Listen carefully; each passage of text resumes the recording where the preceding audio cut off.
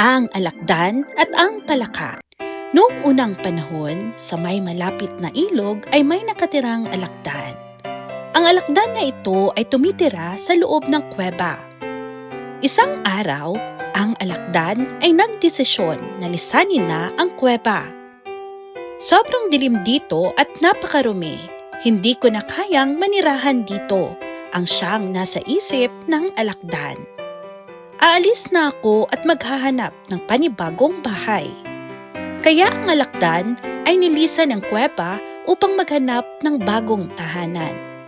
Ito ay naghanap kahit saan, pero di pa din siya makahanap ng angkop niyang tahanan. Di kalaunan ay pumunta ang alakdan sa may ilog. Kaya lang, ang alakdan ay hindi marunong lumangoy. Ito ay nakatayo lang sa gilid ng ilog at nag-iisip kung paano siya makatawid ng ilog. Walang lugar na matitirhan dito sa isip niya. Pero paano ako makakatawid sa kabila? Ang alakdan ay napaupo sa gilid ng ilog at nagsimulang mag-isip. Mga ilang oras din, ang alakdan ay nakakita ng palaka na lumulukso-lukso sa paligid. Nakita nito na ang palaka ay papunta sa kanya. Pupwede bang tulungan mo ako sa isang bagay, palaka?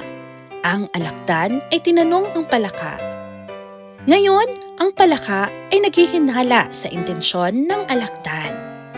Ngunit, ito pa rin ay sumagot. Paano kita matutulungan, alakdan? Oh, nakita mo, nakakailanganin ko na pumunta sa kabilang banda nitong ilog. Paliwanag ng alakdan.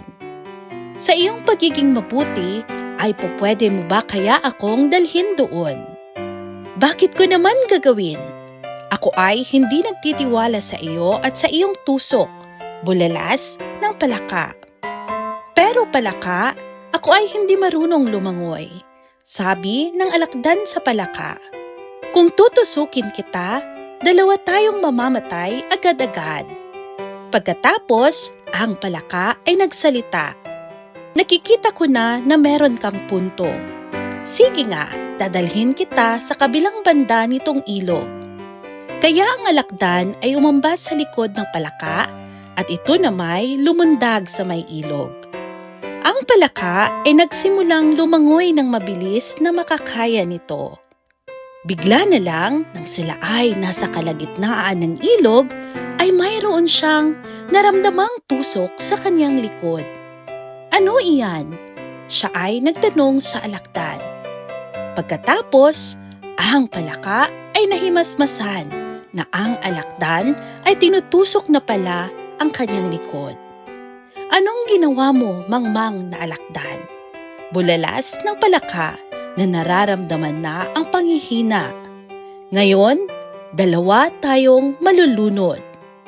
Wala man lang pagsisisi, ang alakdan ay nagsalita. Anong magagawa ko? Ito ang aking pagkatao. Hindi ko dapat pinagkatiwalaan ang alakdan. Nasa isip ng palaka habang siya ay nalulunod.